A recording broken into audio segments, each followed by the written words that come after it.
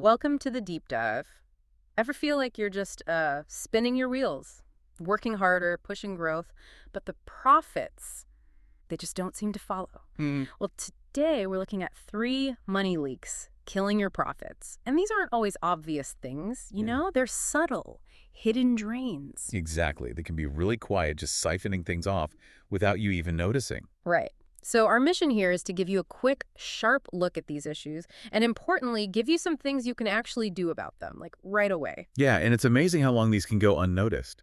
Businesses get focused on the big picture, the new shiny object, and forget these everyday leaks that really add up. They really do. Identifying them isn't just about saving cash, it's about unlocking potential that's already there, right? Absolutely. Potential just waiting. Okay, let's get into the first one. This feels foundational. Inefficient operations. Sounds straightforward, maybe? It does. But the devil's in the details, as they say. It's often not one big thing. So where does the real damage come from? Well, our sources point to what you might call micro inefficiencies. Think about every wasted hour, every redundant step, every little manual task. Like data entry between systems. Precisely. Or unnecessary approval steps. Mm-hmm. Each one might seem tiny, like 30 seconds here, a minute there, but add it all up month after month. Okay. And you're looking at thousands potentially lost. We saw this case, right?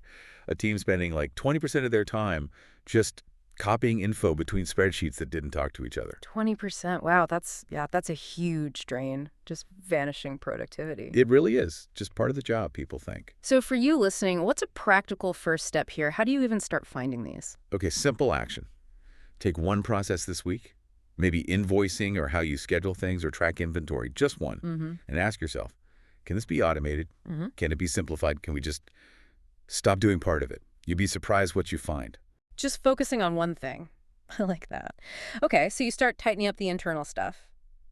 But profits can still leak out, right? And sometimes it's because we're focused elsewhere. Yeah, absolutely. Which brings us to leak number 2, poor customer retention. I think a lot of business owners get really focused on finding new customers. It's exciting. It is exciting. But here's the thing, and it's almost a cliche because it's so true. Keeping a client you already have, it costs 5 times less than getting a brand new one. 5 times? That's significant. It's huge. And it's not just the acquisition cost. Think about it. Your existing customers, they already trust you.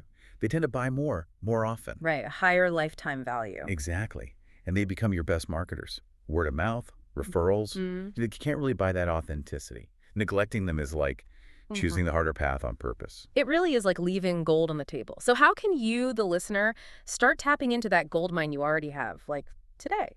All right, here's a concrete step. Identify maybe your top 10% of customers. You know who they are. Your biggest fans, your most loyal folks. Okay. And this month, just reach out. Create a simple loyalty touch point. It can be a quick personal call just saying thanks, or a small bonus on their next project. Even just an email checking in. It goes such a long way. That personal touch makes sense. Yeah. Okay, so operations are tighter, you're loving on your existing customers, but there's still a potential leak. And this one can feel a bit sensitive. It often is. Leak number 3. Yeah. Underpriced services, just not charging what you're truly worth. Yeah, this is a big one. And it often boils down to fear, right? Fear of losing the sale, fear of scaring people off. Definitely. But here's the paradox. If you're not pricing based on the value you deliver, you're obviously leaving profit behind. But you might also be sending the wrong signal. Like maybe your service isn't that valuable if it's priced so low. Interesting point. It could signal low quality inadvertently. It can. And think about the actual impact. If your service, let's say, helps a client save $50,000 a year, I mean, why are you only charging $2,000 for it? Right. That disconnect. You're not just undercharging for your time, you're undervaluing the outcome you create.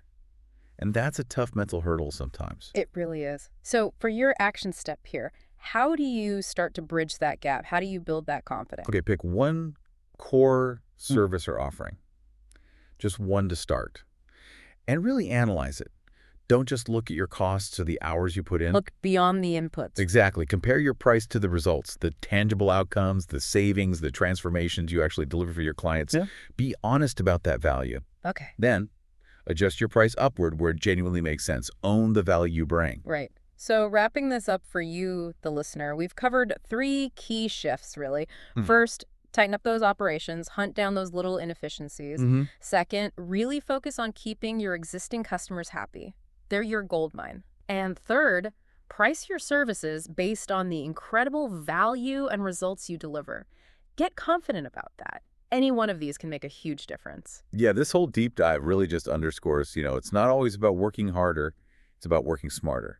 Strategically plugging those leaks you might not even see. Building a more resilient business by paying attention. That's it. The details matter. So for you, the listener, here's a final thought. Which single money leak, operations, retention, or pricing are you going to investigate in your own business this week? Just pick one. And what surprising profit might you actually uncover just by deciding to look?